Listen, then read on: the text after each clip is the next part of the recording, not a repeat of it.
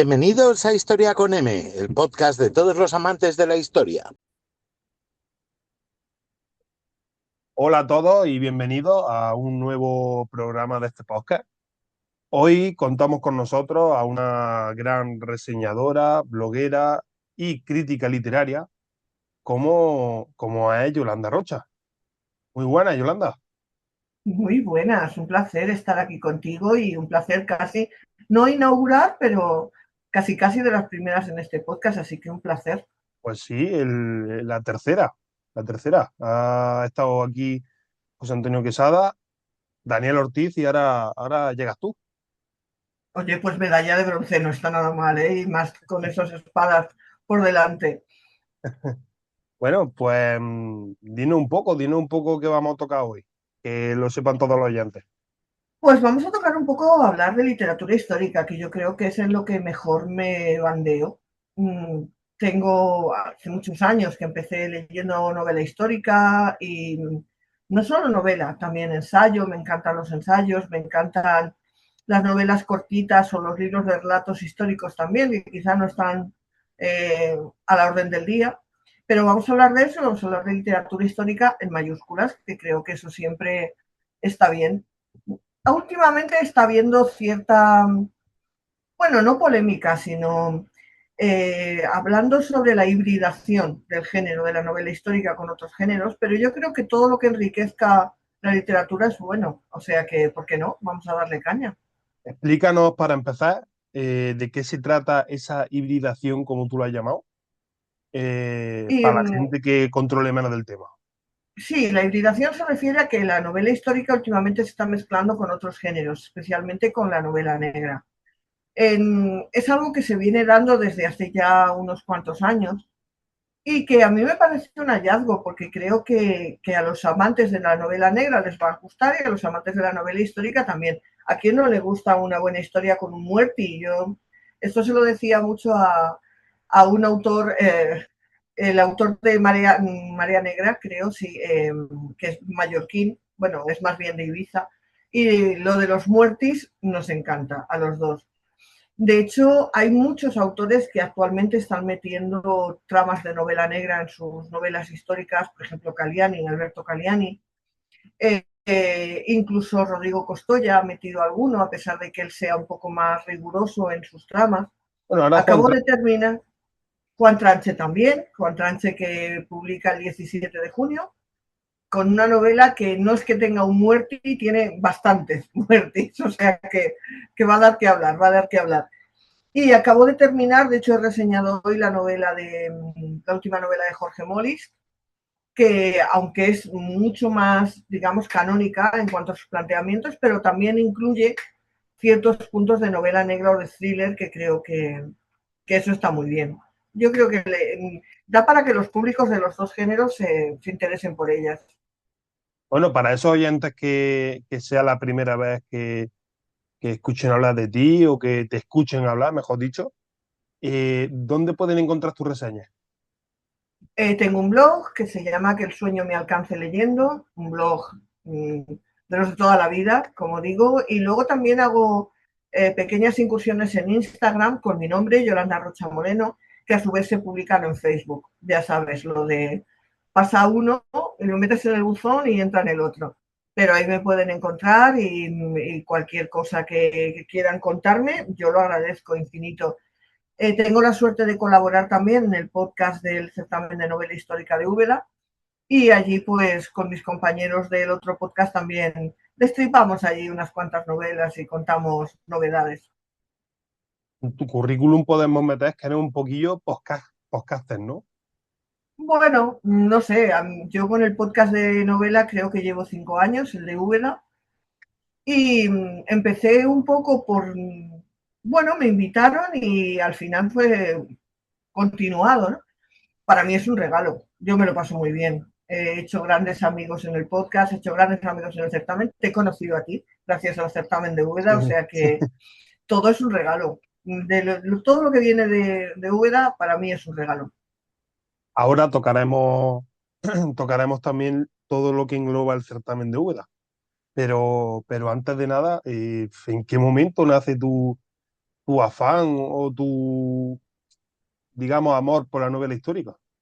Bueno, por la novela Uf, histórica y en sí por la literatura histórica. por la literatura de toda la vida. Yo he sido una lectora muy precoz, desde muy, muy pequeña. Es verdad que en mi casa no había digamos, un ambiente muy bueno. Entonces, para mí los libros eran como el refugio, ¿no? Yo me metía en los libros y eran como hacerme una burbuja en la que no podía entrar nadie. Y en mi casa, por suerte, mi madre, que no pudo estudiar porque tuvo que pues, dedicarse a otras cosas desde muy pequeña también, pero sí le encantaba leer y acumulaba muchísimos libros. Y yo empecé leyendo aquella famosa colección, tú eres muy joven, pero para los que tienen una cierta edad, la colección Otros Mundos, que estaba dedicada pues tanto a temas de arqueología, también había ovnis y cosas de estas, pero los temas de arqueología me apasionaban, como los constructores de catedrales, los grandes monumentos de la antigüedad. Me enganché con eso y seguí con novelas desde Rebeca, de Daphne du Maurier, a las de Pere Sebuk, que están ambientadas en China, y ya no lo he podido soltar. Ha sido, de hecho, la novela histórica para mí es un modo de viajar en el tiempo, pero viajar. ¿Tienes escritores fijos en tu estantería? O sea, algún escritor que diga, no puede faltar entre mis libros. ¿Clásicos o actuales? Cualquiera, clásicos o actuales. A ver, yo hay algo que no puede faltar nunca y que siempre está conmigo, que es Julio Cortázar. Para mí Julio Cortázar es un referente, aunque no escriba novela histórica, porque creo que él creó un universo en su manera de escribir y yo cuando necesito consuelo, entre comillas, necesito recomponerme, vuelvo siempre a Cortázar o a Miguel Delibes, porque cualquiera de los dos es como volver a casa. Es como cuando has estado una temporada pasándolo muy mal y fuera y no sabes qué hacer, pues vuelves a ellos y es encontrarte con lo conocido. De los actuales, soy fiel, perdóname, estoy arrastrando una gripe desde hace 15 días terrible. Hay algunos que no me pueden faltar. Me encanta, por ejemplo, pues Rodrigo Costoya siempre le soy muy fiel porque creo que desde que ganó el premio Dúbeda se me metió en el corazoncito. Pero luego tengo otros que a lo mejor no son de histórica, como Pedro Simón, que me encanta por cómo escribe. Es periodista y así, si no lo conocéis, por favor, leeros Los Ingratos de Pedro Simón porque os va a tocar mucho el corazón. Tengo, pues, como Jorge Molís, Juan Tranché, qué sé yo, tengo a Santiago, a Sebastián Roa, perdón. Fíjate, Santiago Posteguillo le tengo, pero al mismo tiempo discuto mucho con él. Discuto con él. Así, No a con nivel Santiago Posteguillo. personal, no a nivel personal, evidentemente no Sí, hombre, me tengo imagino. ese honor, pero a veces no me parece que escribe siempre el mismo libro. A lo mejor esta va a ser una opinión muy poco popular, pero a mí me parece que termina escribiendo siempre el mismo libro, el mismo tipo de historia, cosa que también le pasa a Ken Follett. Ken Follett, cuando leí este último dedicado al monumento de Stonehenge en Inglaterra, a mí me parecía que repetía los estereotipos que viene repitiendo desde los pilares de la Tierra, que es monumental y es maravillosa, pero a partir de ese momento como que ha repetido muchas cosas. Pero ya te digo, es una opinión muy personal y que desde luego no tienen nuestros oyentes que estar de acuerdo en absoluto. Es que soy así de peculiar. Bueno, llevamos 7 minutos de programa y ya tenemos un titular, ¿eh? Ya tenemos un titular, Dios mío, voy a salir en el, no sé, en el ABC, La Vanguardia, en... Pero no, no, es para gustos colores, como suelen decir. Te quería preguntar una cosa, porque es un tema que muchas veces lo he hablado yo, lo he pensado, lo he hablado con otra gente. Eh, ¿Tú crees que por necesidad un escritor debe tener un trabajo acorde a lo que engloba la literatura? Por ejemplo, ¿crees que para ser escritor tienes que trabajar sentado en una oficina? Es que puede ser una tontería, pero es algo que se debate mucho. Eh, o por ejemplo, que no sé, qué decirte, camarero no puede ser escritor. No, que va. O sea, sería muy pretencioso por mi parte y a nivel general. Quiero decir, alguien que quiere escribir Sí, te digo una cosa, yo creo que quien quiere escribir tiene que leer mucho. Eso es fundamental. Si no lees, no sabes escribir, porque no vas a tener, digamos, ideas, no vas a tener mundo al que mirar. Pero ¿por qué no va a escribir un camarero? ¿Por qué no va a escribir? Yo conozco médicos, conozco periodistas que, bueno, podía acercarse un poco, pero conozco gente que no tiene nada, absolutamente nada que ver con el mundo de la literatura, ingenieros, eh, gente del mundo de las ciencias, muchísimos que escriben enormes novelas. ¿Por qué tiene que ser un puesto, yo que sé, de docente o un trabajo de oficina para escribir bien? Yo creo que la imaginación es libre y sí que es necesario formarse, entre comillas. Hay gente que no ha hecho un curso de escritura en su vida, pero ha leído mucho y eso le sirve para ser capaz de crear historias buenísimas. No creo que la docencia o digamos los trabajos más de pensar o más de ordenador te faciliten la tarea. No, no lo creo. Incluso a veces te lo pueden perjudicar. La rutina no siempre es buena. Entonces, alguien que quiera empezar a escribir, que diga, oye, Yolanda, quiero empezar a escribir, ¿qué me recomiendas?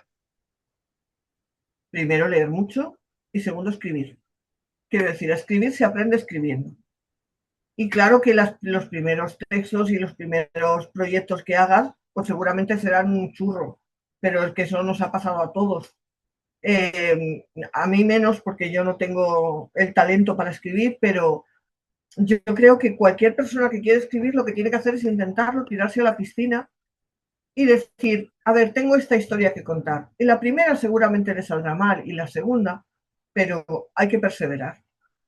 Hay gente que en una primera novela lo peta, le sale un novelón y luego es incapaz de seguir escribiendo y tú lo sabes y luego no vuelve a sacar nada coherente a lo largo de su carrera. Y hay otros que van despacito, que empiezan con novelas más humildes, entre comillas, y con todo mi respeto, y que van creciendo, van creciendo y van creciendo hasta convertirse en grandes autores. Yo siempre pongo el ejemplo, no es de novela histórica, es de novela negra y policíaca, que es el caso de Víctor del Árbol. Víctor del Árbol empezó en una editorial muy chiquitita, sin apenas tirada, y fue creciendo, creciendo, creciendo, y ahora mismo es uno de los autores en Francia más leídos en el polar que llaman ellos, que es la novela policíaca, y se ha convertido en un superventas. Y empezó en algo muy, muy pequeño. Pues todo es dar pasos. No es buscar, que sí que sería lo ideal, ¿no? Que de la primera, ala, sale un superventas, te dan todos los premios, eso digamos que es lo extraño. Lo normal es el pico y pala y trabajar mucho. Y ahora todo lo contrario, que sería un escritor que tiene ya cierto recorrido y te diga, oye, Yolanda, tengo un bloqueo, ¿qué puedo hacer ahora? Hay los bloqueos. Los bloqueos yo creo que nos pasan a todos, ¿eh? Pero incluso en nuestro trabajo. En nuestro trabajo habitual hay veces que no tienes ganas, no te sale nada a derechas, no. ¿Qué hay que hacer ante un bloqueo? Darse un tiempo. Darse un tiempo y pensar. Darte un tiempo para ti. Y hacer un poco de introspección y pensar hacia dónde quieres ir. Muchas veces las historias nos salen al paso, incluso yendo en cercanías a trabajar, porque ves a alguien que te llama la atención y dices, ¿y este hombre o esta mujer por qué lleva el bolso así? ¿Por qué está triste? ¿Por qué está contenta? ¿Por qué va medio bailando con los cascos? Buscar dentro de la vida lo que nos puede inspirar. En la novela histórica, pues a lo mejor salirte de tu zona de confort y buscar en otros sitios. Y de pronto a lo mejor hay un hecho que te hace ¡pum! Anda, yo esto no lo conocía. Yo hace poco me enteré de que hubo un militar español, y siento no acordarme ahora del nombre, que se plantó en el Museo del Louvre para recuperar todas las piezas que el ejército napoleónico había expoliado de España. Lo llevó, se los llevó y se los sacó y se los trajo a España de nuevo. Y lo hizo con un par de narices, vaya, que porque sí, por las buenas. Pero Y eso porque le estamos hablando apeteció. de años pasados o recientemente. No, no, después de las guerras napoleónicas. Ah, ya, pues no, era algo que no conocía. No, Está yo muy tampoco, me interesante, enteré ¿verdad? hace poquísimo y dije, caramba, esto da para una novela. Sí, sí, sí, Y era totalmente. un artículo muy, muy cortito que leí en un chico que tiene un Instagram de historia y me quedé pasmada, pasmada. Así que como consejo dirías que paciencia No se y, puede forzar, y no se echar la puede vista forzar hacia otro lado también, ¿no? Aparte de a ti también, mismo. también. Incluso hacer cosas que no estás acostumbrado a hacer. Escribir pequeños relatos, salirte, lo que te digo, en tu zona de confort, hacer otras cosas. Y quizá de pronto te surja un pum, algo brillante que te ilumina el horizonte y dices, para allá voy. Y lo digo Y, desde mi experiencia, que yo no escribo, ¿eh? Bueno, escribo, pero solo para mí. Y creo que a veces eso es bueno. y tú, Yolanda, con la cantidad de libros que has leído con esto del podcast del certamen de Úbeda y, en fin, con todo lo que engloba tu trabajo, digamos, eh, ¿hay algún personaje que te haya costado olvidar? ¿Algún personaje literario?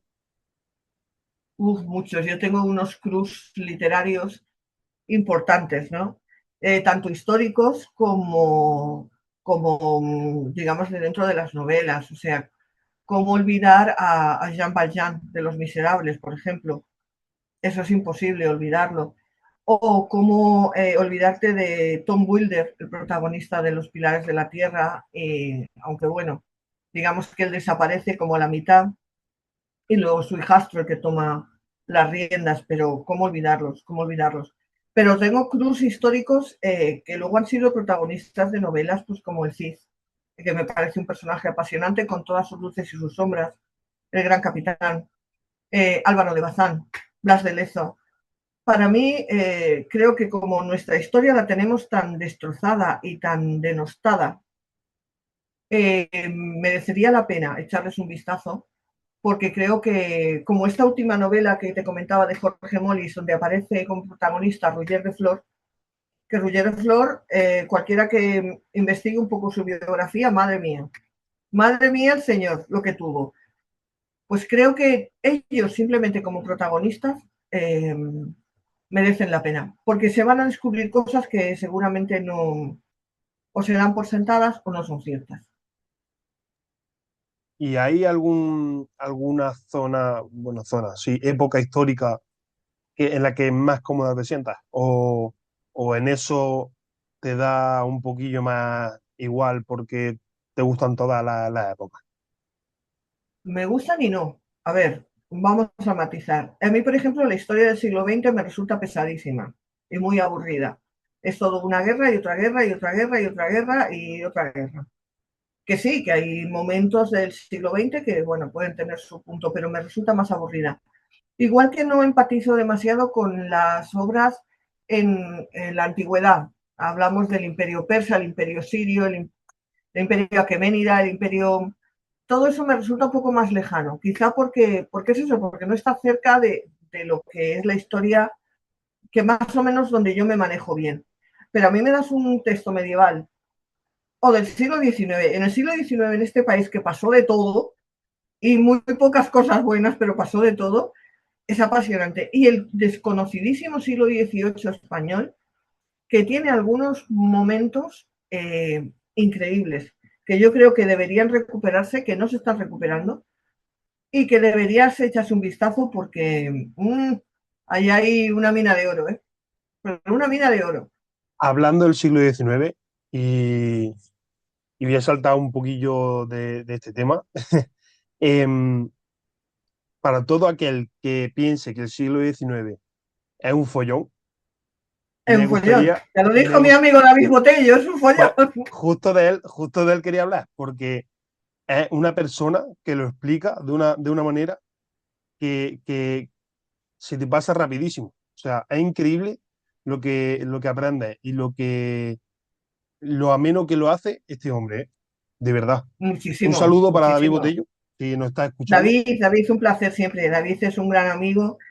Es un tipo que además enseña historia o hace que aprendas historia casi jugando y casi como un entretenimiento. Y él es un apasionado del siglo XIX. Y siempre, bueno, en su libro anterior, lo de los follones del siglo XIX, que el título es así, búsquenlo porque de verdad que merece la pena. Habla sobre todo el siglo XIX y todo lo que pasó. Y cuando quieres echar la vista atrás y hacer un resumen, no puedes. O sea, resumir eso es imposible. Porque es que hubo de todo.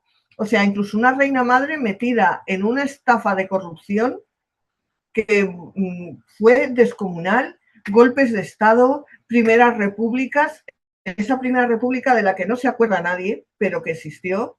Y como diría también nuestro buen amigo Javier Santamarta, hay que investigarla, porque esa primera república estuvo. Y claro, decimos la segunda república, pero ¿por qué? Pues porque hubo una primera. Y esa hay que mirarla también con lupa.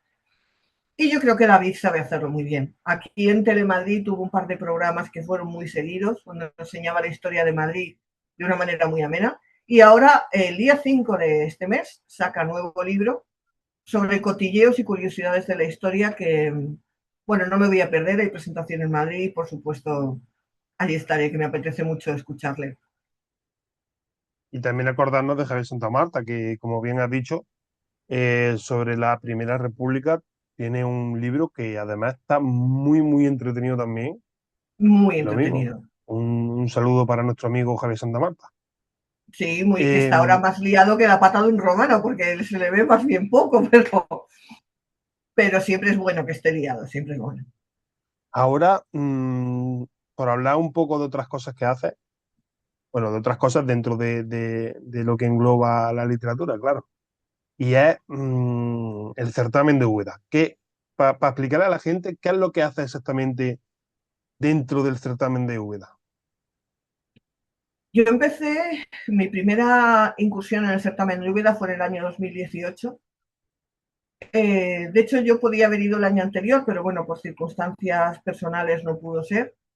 Mi primera invitación por parte de la organización fue en el 2018 y mi labor fundamental en el certamen, una vez que estoy allí, es ayudar a la organización en todo lo que se pueda.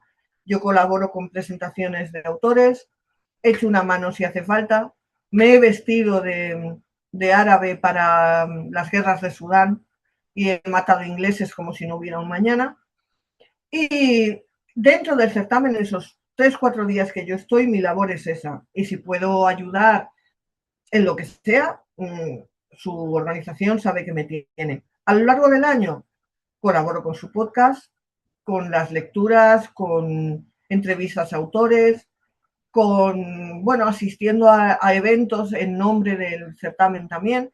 Hemos tenido la ocasión de entrevistar al mismísimo Arturo Pérez Reverte, que para mí fue como, joder, no sé, el sumum, ¿no? Conocer a Reverte era como, no me lo puedo creer. Un hombre que además de cerca tiene un trato encantador, es afabilísimo y con un sentido del humor muy irónico.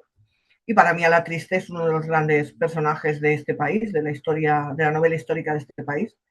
Así que para mí, lo que ellos me pidan hago, porque al fin y al cabo, lo que te decía al principio, estar ahí es un regalo. A mí me aporta muchísimo y esos 3 o 4 días que estoy en Úbeda son mis días de felicidad anuales.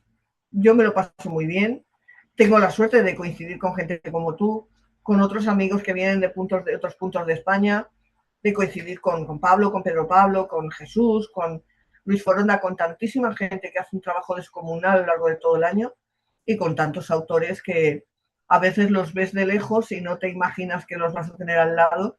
Y oye, joder, eso, no sé, como que te da. ¿Tú te acuerdas de los autos locos, no? El perro Patán, que decía medalla, medalla, pues es como para ponerte la medalla.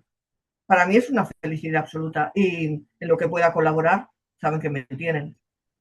Bueno, es que Úbeda en octubre coge un color diferente.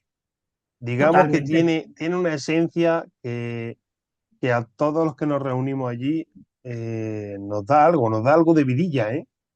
Nos da, nos da, nos da. Para mí es ya las semanas previas a ir, ya estoy hasta nerviosa, ¿no? De como dices, qué ganas tengo de ir.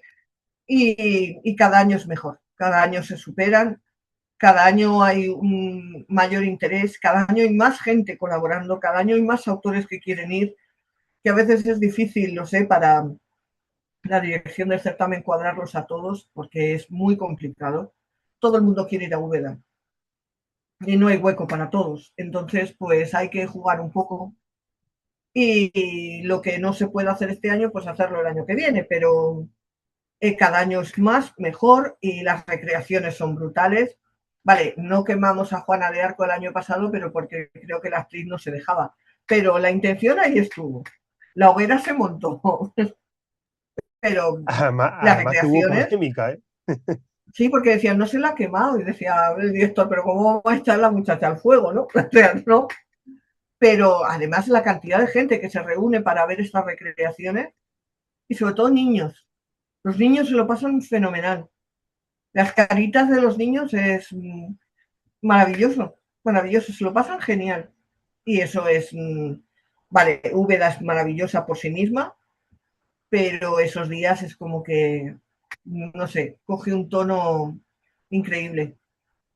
Y por cierto, desde este podcast mandamos un abrazo y un gran saludo a Pablo Lozano, Por que es otra supuesto, persona clave.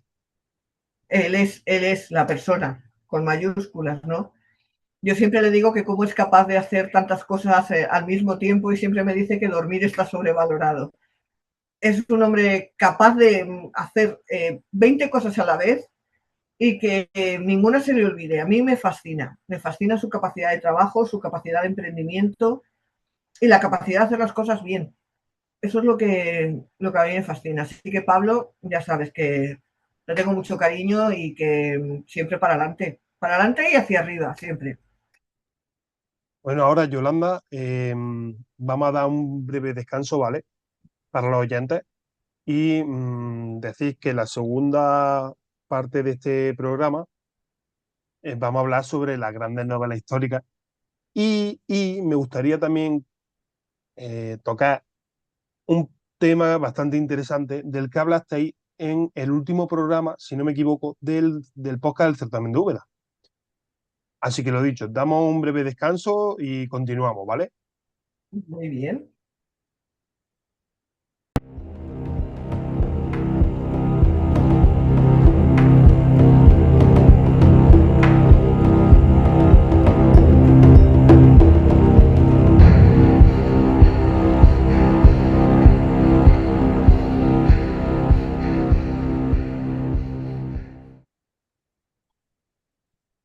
Bueno, ya estamos de nuevo con la segunda parte de este programa, de este pedazo de programa, porque creo que está quedando muy bien. Qué Y bien, qué co- ilusión. como no iba a ser menos con esta pedazo de invitada. Ahora, Yolanda, quería comentarte un tema, y es que en el último programa que hiciste en el podcast del certamen de Úbeda, escuché que había demasiados certámenes literarios y que lo raro era no tener no haber ganado uno. Entonces, ¿crees crees que de alguna forma esto se está haciendo un poco masivo, este mundo, este tema de los Premios, certámenes literarios certámenes o premios literarios. bueno, premios? Premios hay muchos. Sí, es verdad que hay muchos, desde los más grandes, el Planeta, el último de AENA, pues el Primavera.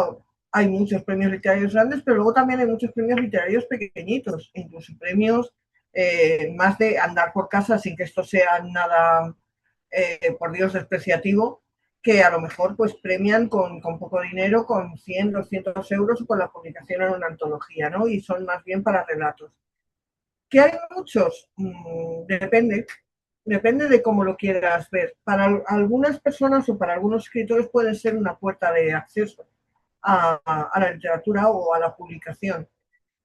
Otros, en mi opinión, y bueno, yo creo que es una opinión mayoritaria, los más grandes, yo creo que ya están dados.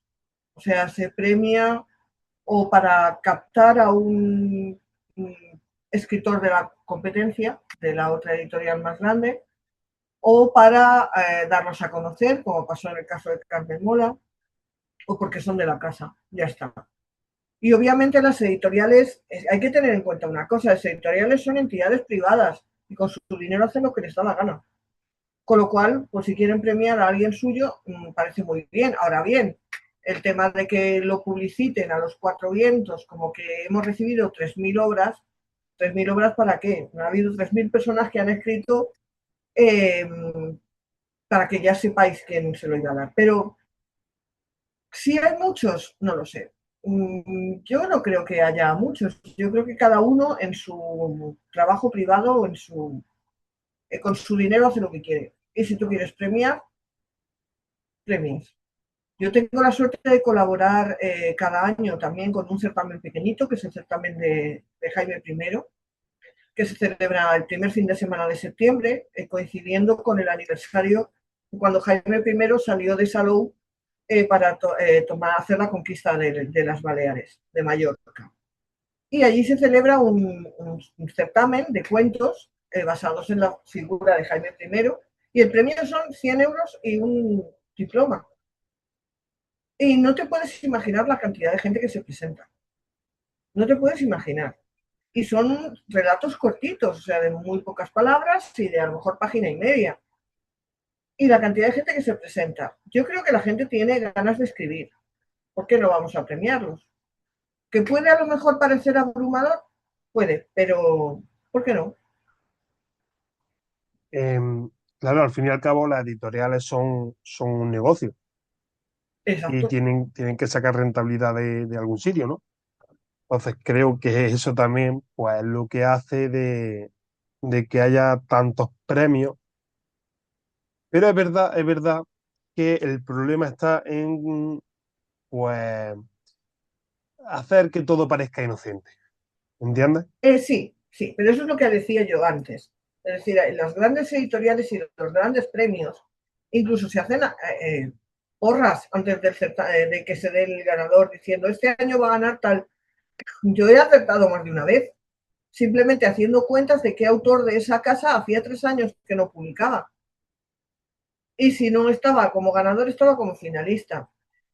Que los 2 últimos años, por ejemplo, en el gran premio por excelencia de este país, que es el Premio Planeta, se están cubriendo de gloria, entre comillas, porque el de este año ha sido, y tú lo sabes, ha habido una polémica brutal por dárselo a Juan del Val.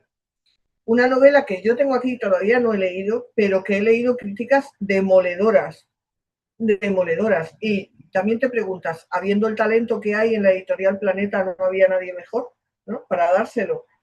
Pero no sé si ha primado en este caso la visibilidad a nivel de medios que tiene Juan del Val, que puede Bueno, pero ser. al fin y al cabo también pienso que echarse tierra sobre ellos.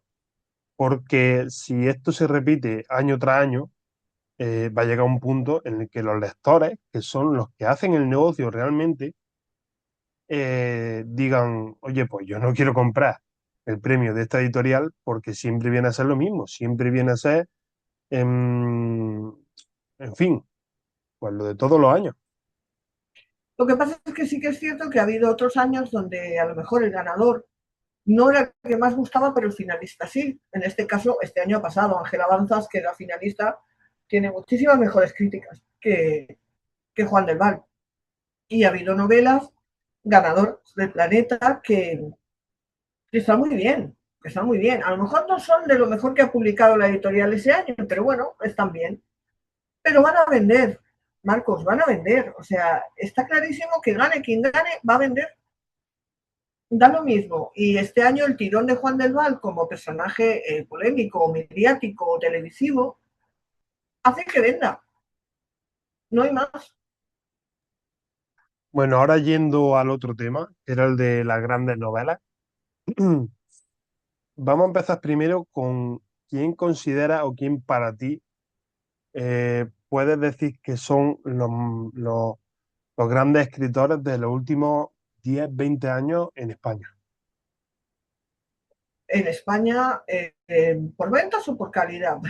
No nos vamos a meter en un jardín, perdón. No, en Perdón tu por mi gusto, tos. en tu gusto. A ver, yo creo que hay calidad, hay mucha calidad en la novela histórica española, mucha calidad.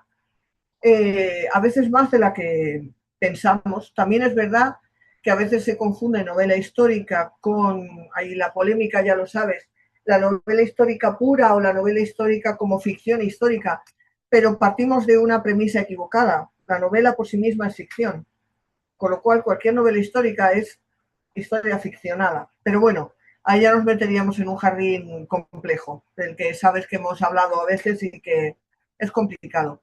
Pero yo creo que en este país se lleva la palma Arturo Pérez Reverte y Santiago Posteguillo. Digamos que en cuanto a nivel de ventas y en cuanto a nivel de lo que conoce la gente, lo que conoce la gente. Luego hay un grandísimo grupo que no es que esté un escalón por debajo, sino que aunque venden mucho, digamos que a lo mejor no tienen la repercusión que tienen ellos dos, pues como pues, a Jorge Moris, como te decía, como Sebastián Roa, como Rodrigo Costoya, que curiosamente en la Feria del Libro siempre piden libros de él.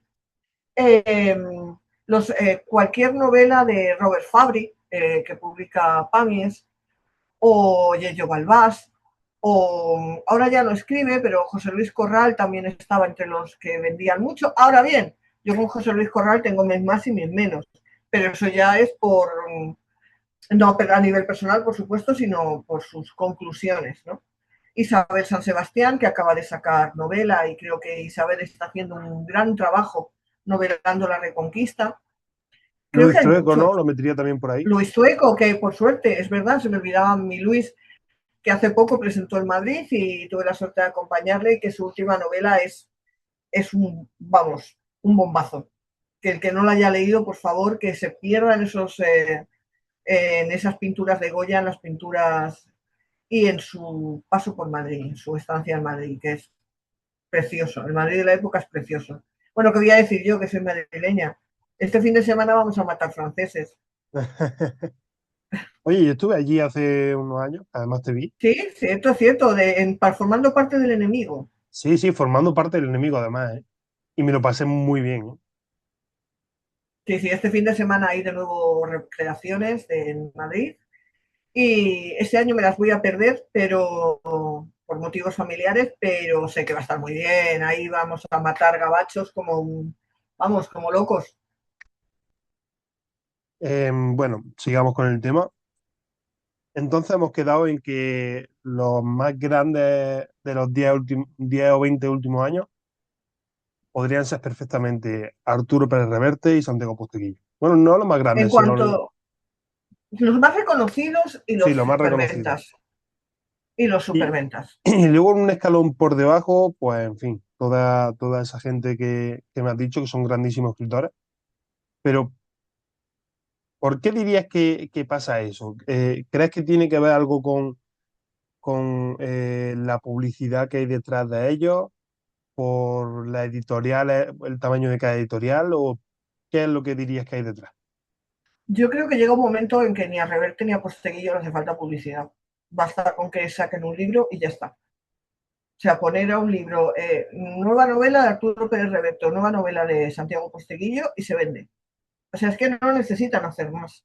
Y no hay más que ver a Posteguillo cada vez que va a algún sitio a dar una charla o a hacer una firma, y las colas para firmar dan la vuelta al barrio.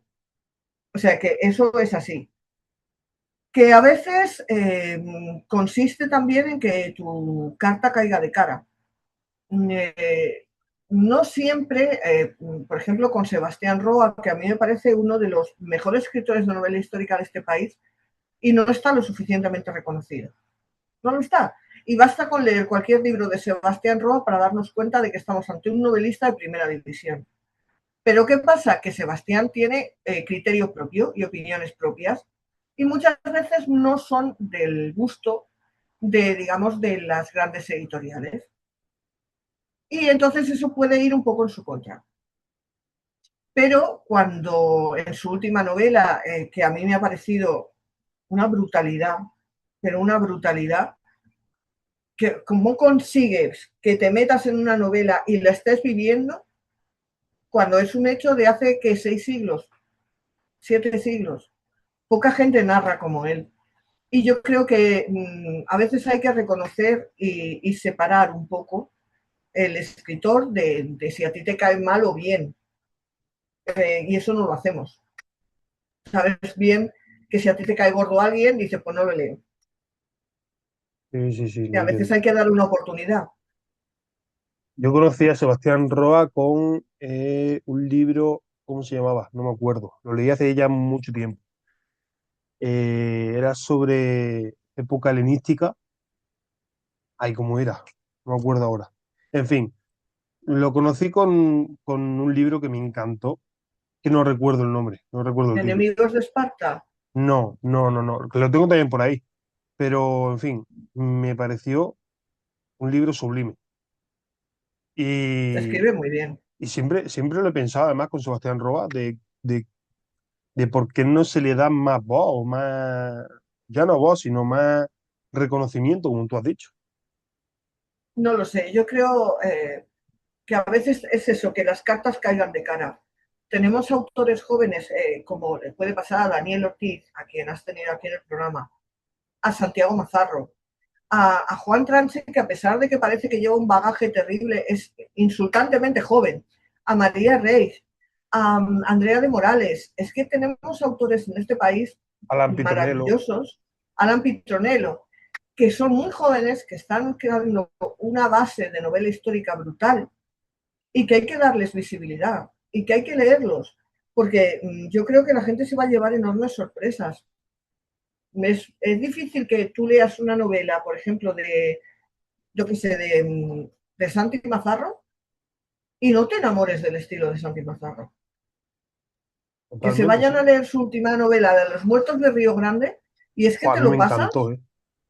¿Cómo te lo pasas? Es que, ¿qué personaje dices? Joder, que vale, que su base como documentalista hace mucho, porque es brutalmente visual, pero vete a leer a María Rey, que como es un encanto de persona, que yo siempre le decía, ¿cómo es posible que tan joven como eres escribas tan bien? Y ha escrito unas novelas que se han vendido como churros y muy bien llevadas. O Andrea de Morales, que también es jovencísima. Y Juan, ya te digo, Juan publica el próximo 17 de junio y como os decía al principio, va a ser una sorpresa. Una sorpresa muy, muy agradable. Y ahora que hemos dicho esto de los escritores, de cuáles han sido los más reconocidos en los últimos años, eh, quiero que nos expliques dos cosas, ¿vale? Bueno, nos expliques. ¿Quién, bueno, qué novelas crees que son las más reconocidas de los últimos años y cuáles para ti lo serían? ¿Me entiendes? Uh -huh. ¿Novelas a nivel de España o da igual? Sí, no, no, a nivel de España, a nivel local. A ver, a mí creo que la novela histórica, los a la triste, están muy arriba. Creo que Arturo Pérez Reverte creó un personaje que ha quedado ya para la historia de la literatura y que hay libros de la saga La Triste que te pueden gustar más o menos, eh, pero es como todo. A quien nadie le gusta, perdón, todo lo que escribe un autor. Pero creo que la saga La Triste está ahí arriba por méritos propios, por la ambientación, por los personajes, por ese tono crepuscular. Su última novela, Misión en París, es increíble. Yo creo que el mejor a La Triste que ha escrito nunca. ¿Qué más novelas? Aunque no sea en España, yo creo que Los Pilares de la Tierra sentó un precedente en cuanto a la novela histórica a nivel mundial. Y aquí en España lo hizo La Catedral del Mar. Que a mí La Catedral del Mar no me termine de convencer, pero es un tema personal, no porque no crea que sea una buena novela, sino porque me parece que toma cosas de muchas novelas, incluso de novelas de Víctor Hugo, de los grandes de la literatura, para hacer algo mucho más local en Barcelona, pero es una gran novela que hizo hacer despuntar la novela histórica en España. A raíz de La Catedral del Mar, digamos que llegó pues como una ola enorme de nuevos autores que se animaron con la novela histórica, que estaba un poco como de segunda división hasta ese momento. Se puede hablar, perdona que te corte, No, no, de por que Dios. la Catedral del Mar es un antes y un después para la novela histórica aquí en España. Sí, sin ninguna duda, sin ninguna duda. Y actualmente, por ejemplo, de quien nos hablaba antes, de Isabel San Sebastián, que está haciendo, al margen de que ella como lo que te decía de separar el personaje del escritor, ¿no? de que haya determinados sectores de la sociedad que no la vean bien o que no les guste, pero por favor que la lean, háganme caso y léanla, porque es que merece mucho la pena. Y está haciendo una serie de novelas sobre la Reconquista que realmente son una joya, además, con personajes femeninos muy potentes, muy bien documentadas y muy bien narradas. Y creo que ella está haciendo un trabajo bestial en ese sentido. La última es La venganza del apóstol y tiene una narración de la batalla de las Navas de Tolosa que a ti, Marcos, te encantaría, porque ahí se dan las suyas y las de un bombero, o sea que se dan pero bien, que eso es lo que mola. ¿Cómo no va a molar una buena escena de batalla, no? Sí, sí, sí, sí. Entonces, la cosa es que salen tantas al año que a veces es difícil. Una de las últimas que he leído que me ha fascinado ha sido La hija del Fénix, de Fernando Bonete. Fernando Bonete yo le conocí en redes, es profesor, ha escrito ensayos y otro tipo de literatura y se animó con una primera novela histórica que se llama La hija del Fénix, basada en Marcela de San Félix, que es la hija de Lope de Vega, que acabó siendo monja, hija no reconocida de Lope de Vega. Y hace un dibujo de la época, del propio Lope, de Marcela, es tan hermosa, porque yo hacía mucho que no decía de una novela que es hermosa, y esta lo es. Y no me canso de recomendarla. Es una de las mejores novelas que yo he leído este año y que seguramente va a terminar así. O sea, va a terminar en mi top 5 segurísimo. No hace falta meterse en grandes batallas, como puede ser lo que decía de Isabel, aunque bueno, si están, pues genial. No hace falta meterse en grandes hechos. Pueden ser hechos más pequeñitos y saber contarlos. Basta con saber contarlos y saber ambientarlos, saber llevarnos a ese momento, hacernos ese viaje del tiempo, como hacían en el Ministerio del Tiempo, ¿verdad? Abrir la puerta y viajar. Pues esto, abrir las páginas de la novela y que te lleve.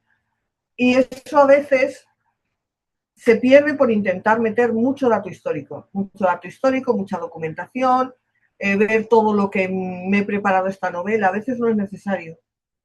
No tiene por qué serlo.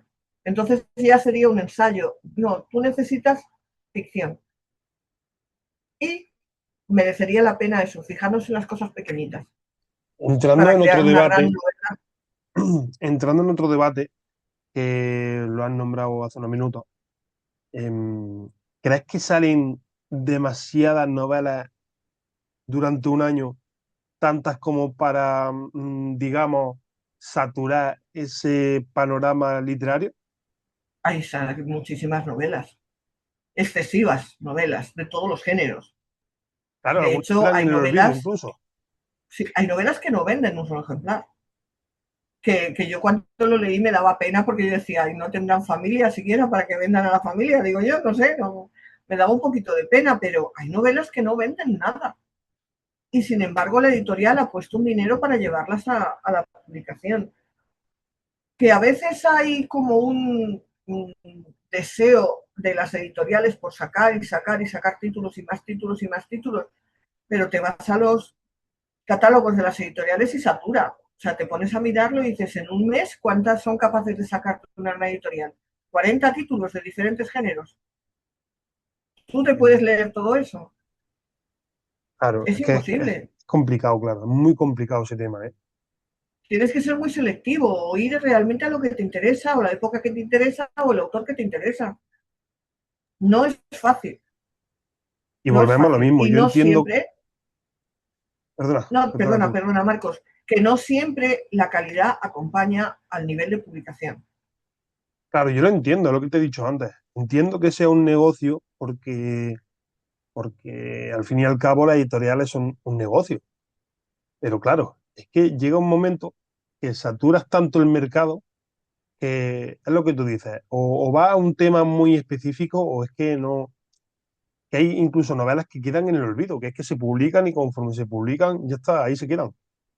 Completamente. Y te vuelvo a insistir, el tema de la calidad. Últimamente ha bajado muchísimo la calidad, ya no de las tramas, que a lo mejor la trama está muy bien, sino de las correcciones de las editoriales. No podemos, perdón, pretender o no podemos consentir que una gran editorial de los grandes grupos te presente al público una novela con erratas. Y ya no solo con erratas, sino con errores formales graves.